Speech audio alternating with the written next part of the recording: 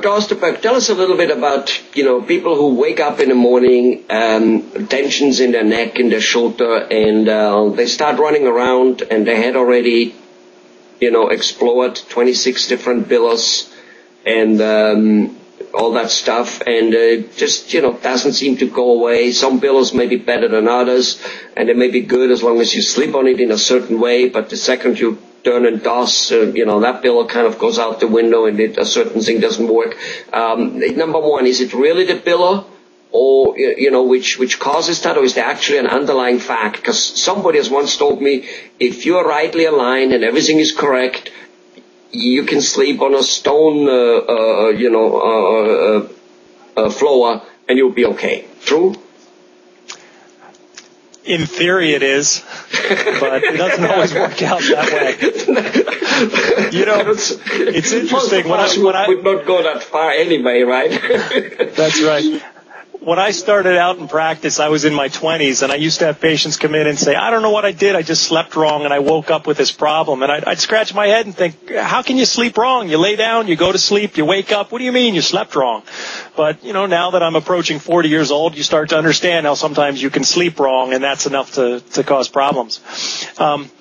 Really, when it comes to pillows, I'm not sure what to tell you. In theory, laying on a contour pillow on your back is the best thing that you can do because it gives support for the neck, it keeps everything in a line, it keeps you nice and even.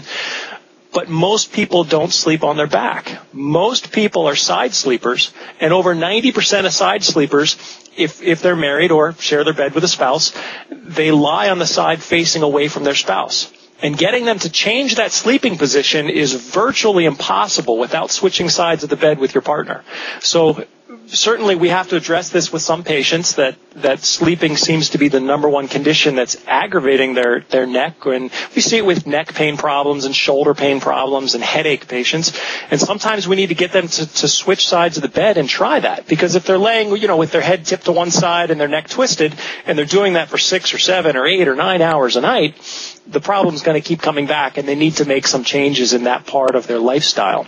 So, yes, in theory, if I could get everybody to buy an orthopedic pillow and to lay on their back, that would be wonderful, but that's almost like asking right-handed people to become left-handed. As soon as you go to sleep, you go back to whatever position you're used to. And it can be a challenge in a lot of cases. It really can. Okay. I see.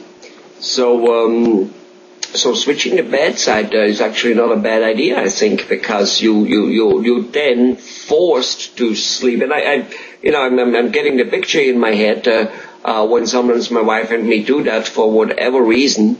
It is true. You're then sleeping on your side, but on the opposite side. So I guess if almost everybody does, across the board, almost everybody does. Well, all right, good. So an orthopedic pillow is a good thing if you manage to sleep on your back. Which is it true that sleeping on your back is period the most healthy sleeping position you could have? It's the most neutral position. You're not putting any bending in the spine. See, when we sleep on our side, it's not that side lying is so bad, but most people who sleep on their side, they tuck their chin down to their chest.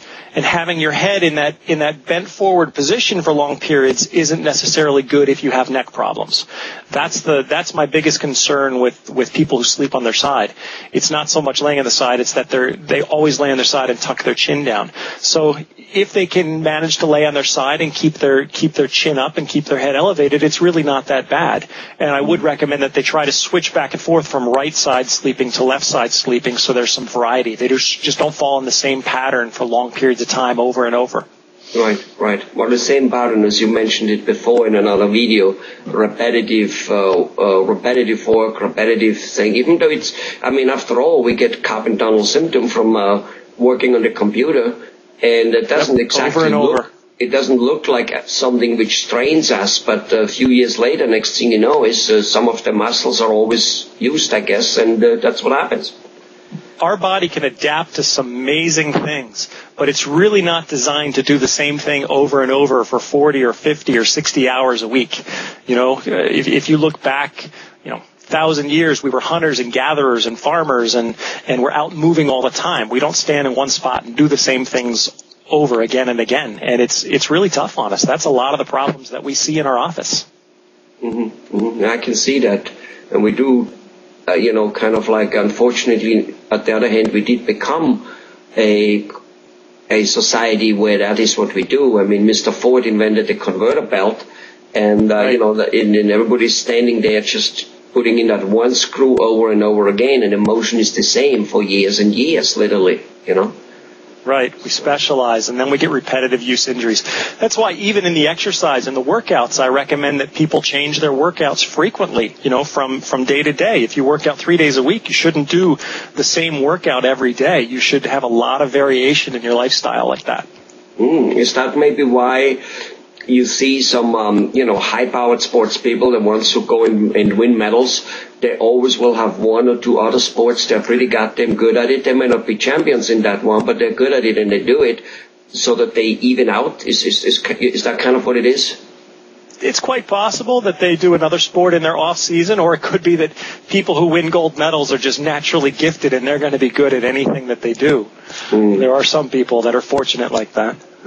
Well, my point was so that they kind of like they even out another sport. They might not be good at it, but they do other sports in order to not to have, because even if you're a skier and if you only train the ski muscles all day long, I guess you're going to get into that very same problem than a guy working on the computer or working on a machine slightly bent forward 8 hours a day, a whole life, All right. Too much of anything is not a good thing.